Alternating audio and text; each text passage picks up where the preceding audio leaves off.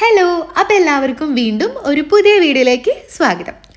ജപ്പാൻകാരെ വിട്ടിട്ടൊന്നുമില്ല, പക്ഷേ എന്നാലും തൽക്കാലം നമുക്ക് കുറച്ച് നേരത്തേക്ക് ഒന്ന് സ്വീഡൻ വരെ പോയിട്ട് വരാം.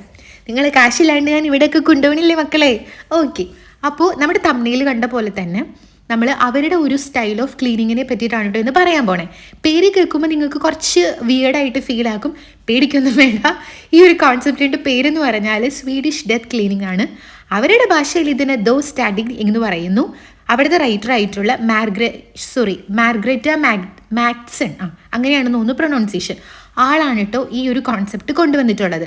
നമ്മുടെ പേര് പറയണ പോലെ തന്നെ ഇതിൻ്റെ പിന്നിൽ ഉള്ള അവരുടെ ഒരു തോട്ട് എന്താണെന്ന് വെച്ചാൽ, നമ്മൾ ഈ ലോകത്ത് നിന്ന് പോയി കഴിയുമ്പോൾ നമ്മൾ ജീവിച്ചൊരു സ്പേസ് അല്ലെങ്കിൽ നമ്മളുടെ സാധനങ്ങൾ ഇതൊക്കെ കൊണ്ട് നമ്മുടെ കൂടെയുള്ള ഒരാൾ, അതായത് നമ്മുടെ ഫാമിലി മെമ്പേഴ്സിനോ റിലേറ്റീവ്സിനോ ആർക്കും ഒരിക്കലും ഒരു ബുദ്ധിമുട്ട് ഉണ്ടാവാൻ പാടില്ല എന്നുള്ളൊരു ലക്ഷ്യം വെച്ചിട്ടാണ് ഈ ഒരു കോൺസെപ്റ്റ് വന്നിരിക്കുന്നത്. അതായത് നമ്മൾ ജീവിച്ചിരിക്കുന്ന കാലത്ത് തന്നെ നമ്മൾ താമസിക്കുന്ന സ്പേസ്, നമ്മുടെ സാമഗ്ര ജംഗമ വസ്തുക്കൾ ഇവയെല്ലാം വൃത്തിയായി സൂക്ഷിക്കുക, അടുക്കും ചിട്ടിയോടും കൂടെ സൂക്ഷിക്കുക, ആവശ്യമുള്ളത് മാത്രം കരുതുക, ആവശ്യമില്ലാത്തത് നാളേക്ക് മാറ്റി വയ്ക്കാതെ ഇന്ന് തന്നെ കൊടുക്കാൻ പറ്റുന്നവർക്ക് കൊടുക്കുക, കളയേണ്ടത് കളയുക, റീയൂസ് ചെയ്യേണ്ടത് റീയൂസ്.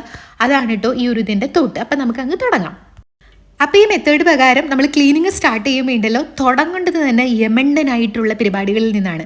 നമ്മുടെ വീട്ടിൽ നമ്മൾ യൂസ് ചെയ്യാത്ത വല്ല ഫർണിച്ചേഴ്സോ പാത്രങ്ങൾ ഞാൻ പറയണില്ല, എല്ലാ മലയാളീസിൻ്റെയും മറ്റ് സ്റ്റോറേജ് റൂം എന്ന് പറഞ്ഞിട്ടൊരു സംഭവം ഉണ്ടാവുമല്ലോ, വർക്ക് ഏരിയ, അവിടെ ഉണ്ടാവും. നോക്കിക്കോ, കബോർഡൊക്കെ തുറന്ന് നോക്കിക്കഴിഞ്ഞാൽ കുറേ പാത്രങ്ങൾ ഉണ്ടാവും. നിങ്ങൾ എത്ര നാളായി എൻ്റെ മക്കളെ, ചേച്ചിമാരെ, അമ്മമാരെ, അനിയത്തിമാരെ നിങ്ങളൊക്കെ അത് യൂസ് ആക്കിയിട്ടുള്ളത്?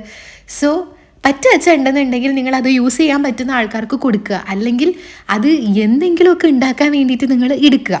ഓക്കെ. അപ്പം അങ്ങനെയുള്ള സംഭവങ്ങൾ ഈ പറയണ പോലെ നിങ്ങളത് കാട്ടിക്കളയുക.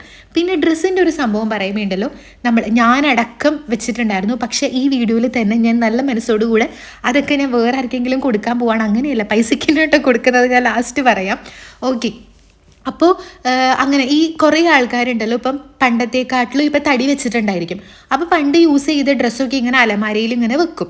കുറേ പേര് അതൊരു മോട്ടിവേഷനായി എടുത്തിട്ട്, അതായത് അവർക്ക് ഫേവറേറ്റ് ആയിട്ടുള്ള ഒരു ഡ്രസ്സൊക്കെ ആയിരിക്കും, പക്ഷെ ഇപ്പം അത് വണ്ണം വെച്ചു വയറ് വെച്ചതൊക്കെ ഉള്ളതുകൊണ്ട് അവർക്കത് യൂസ് ആക്കാൻ പറ്റുന്നുണ്ടാവില്ല.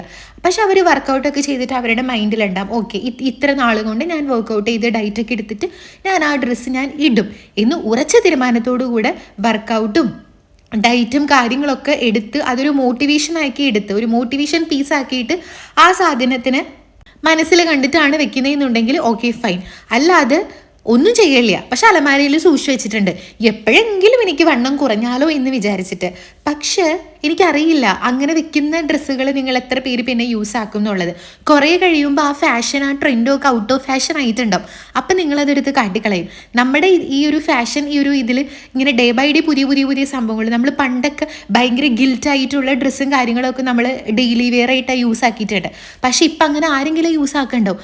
അപ്പം നമ്മൾ യൂസ് ചെയ്തത് വണ്ണം കുറയുമ്പോൾ നമ്മൾ ഇങ്ങനെ ഗിൽറ്റൊക്കെ ഉള്ള ഒരു ഡ്രസ്സ് ഇടാമെന്ന് പറഞ്ഞ് ഇപ്പം സൂക്ഷിച്ച് വെച്ചിട്ടുണ്ടെന്നുണ്ടെങ്കിൽ ഇപ്പം അത് ആരും ഇടണ്ടാവില്ല. ഇപ്പം നിങ്ങൾക്ക് ഇടാൻ പറ്റുന്നുണ്ടെങ്കിൽ പോലും അത് അലമാരയിൽ തന്നെ ഇരിക്കും. അപ്പം അതുകൊണ്ട് ആവശ്യമുള്ള സാധനങ്ങൾ മാത്രം നിങ്ങൾ അലമാരയിലും, പാത്രങ്ങളായിക്കോട്ടെ എന്ത് സാധനം ആയിക്കോട്ടെ വീട്ടിൽ വെക്കുക. ആവശ്യമില്ലാത്തത് കാട്ടിക്കളയുക. ഈ നമ്മളുടെ ആ ഒരു കോൺസെപ്റ്റ് പോലെ, പേര് പോലെ, ഞാനത് അങ്ങനെ എനിക്ക് പറയാൻ താല്പര്യമില്ലാത്തത് കൊണ്ട് ഞാൻ എന്ത് ഉദ്ദേശിച്ചെന്ന് മനസ്സിലായല്ലോ. നമ്മൾ കാരണം ഇനി വരുന്നൊരു ജനറേഷൻ ആയിക്കോട്ടെ അവർക്കായിക്കോട്ടെ എന്തിനാ വെറുതെ ക്ലീനിങ്ങും അടിക്കപ്പറക്കലും ഒക്കെ നമ്മൾ കൂട്ടി കൊടുക്കണേ. എൻ്റെ വീട്ടിലുണ്ടല്ലോ ഒരു അലമാരയുണ്ട്. ആ അലമാരയിൽ ഒരു സൈഡിൽ തട്ടായിട്ട് കുറേ ആൽബംസ് ഉണ്ട്. എൻ്റെയും എൻ്റെ ചേട്ടൻ്റെയും ഞങ്ങളുടെ വീട്ടിലെ ഫാമിലി മെമ്പേഴ്സ് എല്ലാവരുടെയും. ഇപ്പം എൻ്റെയൊക്കെ ചെറുതിലേ മുതലുള്ള കുറേ ഫോട്ടോസ്, പിന്നെ അങ്ങനത്തെ ഹോളി കമ്മ്യൂണിയൻ അങ്ങനത്തെയൊക്കെ എല്ലാത്തിൻ്റെയും കുറേ ഫോട്ടോസും കാര്യങ്ങളും ആൽബംസൊക്കെ അതിൻ്റെ ഉള്ളിലുണ്ട് കേട്ടോ. അതിങ്ങനെ തട്ടായിട്ട് ഇരിക്കുക. നമ്മളെപ്പോഴും അത് ഓപ്പൺ ആക്കൂല. ഈ അങ്ങനത്തെ ആൽബംസിനൊക്കെ ഒരു പ്രശ്നം ഉണ്ടല്ലോ, നമ്മൾ കുറേ നാളായിട്ട് അത് തുറക്കാണ്ടിരുന്ന് കഴിഞ്ഞാൽ അടഞ്ഞിരുന്നിട്ട് ആ സത്യം പറഞ്ഞിപ്പോൾ തുറക്കുമ്പോൾ ആ തോട്ടത്തിൽ ആരാണോ ഉള്ളതെന്ന് നമുക്ക് മനസ്സിലാക്കാൻ പറ്റില്ല. ഫേസും ബ്ലറായിട്ട് ചിലപ്പോൾ കാല് മാത്രം കാണും, മുടി മാത്രം കാണും, ഉടുപ്പിൻ്റെ ഒരു സൈഡ് മാത്രം കാണും. അങ്ങനെയാണ് പല ഫോട്ടോസും. കുറച്ച് ഫോട്ടോസ് മാത്രമാണ് വൃത്തിക്കും എനിക്കൊക്കെ ഇരിക്കുന്നുള്ളൂ. നമ്മൾ വല്ലപ്പോഴും വെക്കേഷനൊക്കെ പോണ സമയത്ത് ഒരു നൊസ്റ്റ് പിടിക്കുന്ന സമയത്തേക്കാണ് ആ സാധനം തുറക്കുക. എനിക്ക് സത്യം പറഞ്ഞാൽ അതിൽ നല്ല ഫോട്ടോസ് മാത്രം എടുത്തിട്ട് ആൽബംസൊക്കെ കൊണ്ടുപോയി കളയണം എന്നുണ്ട്. പക്ഷെ മൈ ഡാഡി എൻ്റെ അടുത്ത് വീട്ടിൽ നിന്ന് ഇറങ്ങിപ്പോയിക്കോളം പറയും, അതൊക്കെ എടുത്ത് ഞാൻ കാട്ടിക്കളഞ്ഞ. അതുകൊണ്ട് അത് അവിടെ തന്നെ ഇരിക്കുന്നുണ്ട് കേട്ടോ. അപ്പോൾ ഞാൻ ഞാൻ ചോദിക്കുക, കറക്റ്റ് അല്ലേ? നമ്മൾക്ക് അതിലാകെ കൂടെ ഒരു 5-6 നല്ല ഫോട്ടോസേ ഉള്ളൂ. അതിന് വേണ്ടിയിട്ട് നമ്മൾ ആ വലിയൊരു ആൽബം, കുറേ ആൽബംസ് നമ്മളിങ്ങനെ അവിടെ വെക്കും. ആൽബംസ് വെച്ച് ആ സ്പേസ് പോണത് മാത്രമല്ല, അവിടെ തുറക്കുമ്പോൾ പൊടിയടിച്ച് തുമ്മി തുമ്മി തുമ്മി തുമ്മി മനുഷ്യന് വയ്യാണ്ടാവും. പക്ഷെ നമ്മുടെ മലയാളികൾക്കിടെ കുറേ സ്വഭാവമാണ് ഈ പറയുന്ന പോലെ, ഇമോഷണലി ഭയങ്കര അറ്റാച്ച്ഡ് ആണ് നമ്മൾ. അതുകൊണ്ടാണ് ഈ വക സാധനങ്ങൾ. ഞാൻ എന്തിലോ വന്നപ്പോൾ എനിക്ക് കുറേ കമൻറ്റ്സ്, അല്ല ഒരു കമൻറ്റ് വന്നു. നമ്മൾ അറിയുന്ന ഒരു ചേച്ചിയിലാണ് കേട്ടോ, ഇപ്പോൾ അവൾക്ക് ആർക്കും അറിയണ്ടാവും. നമ്മൾ ചെറുതിലേ മുതൽ യൂസ് ചെയ്ത ഉടുപ്പുകൾ വരെ അതിൻ്റെ ഉള്ളിൽ ഇരിക്കുന്നുണ്ടാവുന്നു.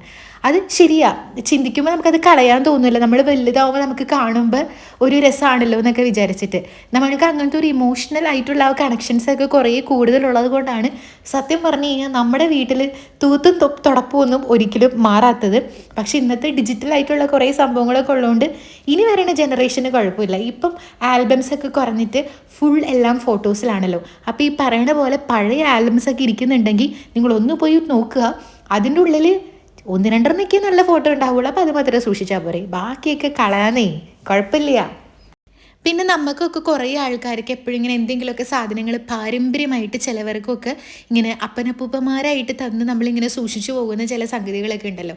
അത് ഇവരുടെ ഒരു കൺസെപ്റ്റിൽ അങ്ങനെയാണ്ടോ വരണം. അതായത് ഇവർക്കിപ്പം അവർ കഴിഞ്ഞാൽ പോലും അവരുടെ എന്തെങ്കിലും ഒരു സാധനം ഇങ്ങനെ അവരുടെ ബന്ധുക്കളോ മക്കളോ ഒക്കെ യൂസ് ചെയ്യണമെന്ന് ആഗ്രഹം ഉണ്ടെന്നുണ്ടെങ്കിൽ അവർ ജീവനോടെ ഇരിക്കുമ്പം ഈ പറഞ്ഞ സംഭവമൊക്കെ കൂടുതലും ഒരു 50+ ഏജിലുള്ളവരൊക്കെയാണ് കേട്ടോ.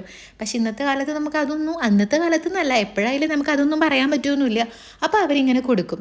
അപ്പോൾ അങ്ങനെ സമ്മാനമായിട്ട് അവർ കൈമാറി വരും. അത് ആവശ്യമില്ലാത്തതൊന്നും അവർ ഇങ്ങനെ സ്റ്റോർ ചെയ്ത് വെക്കത്തുമില്ല. പക്ഷെ അവർക്ക് ഫ്യൂച്ചറിൽ അവരുടെ റിലേറ്റീവ്സോ അവരുടെ മക്കളോ ഒക്കെ ഇങ്ങനെ യൂസ് ചെയ്യണം എന്ന് അവരുടെ മനസ്സിൽ ആഗ്രഹമുള്ള സാധനങ്ങൾ ലൈഫിൽ ഒരു പോയിന്റ് എത്തുമ്പം അവർ അവരുടെ മക്കൾക്കോ അല്ലെങ്കിൽ ബന്ധുക്കൾക്കോ ഇങ്ങനെ പരമ്പരാഗതമായി സൂക്ഷിച്ച് യൂസ് ആക്കാനുള്ള ഒരു ഇതിൻ്റെ ബേസിസിൽ അവരിങ്ങനെ കൊടുക്കും. അപ്പം എന്താ, അവർക്ക് ഒരു ബാധ്യതകളും ഇല്ല. അവരവരുടെ വീടൊക്കെ ഒരു സീസണൽ ബേസിസിൽ വൃത്തിയാക്കും.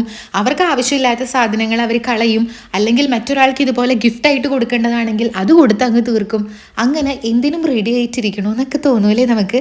പക്ഷെ ആ പേര് ഇച്ചിരി വിയേഡായിരുന്നു. പക്ഷേ ഈ ഒരു കൺസെപ്റ്റ് അവർ മനസ്സിൽ വെച്ച് ഇങ്ങനെ എല്ലാ ദിവസവും പോകുന്നത് കൊണ്ട് അവർക്ക് വീട്ടിൽ നമ്മുടെ ജാപ്പനീസ് കുട്ടന്മാരെ പോലെ മിനിമലിസ്റ്റിൻ്റെ ആൾക്കാർ തന്നെയാണ്.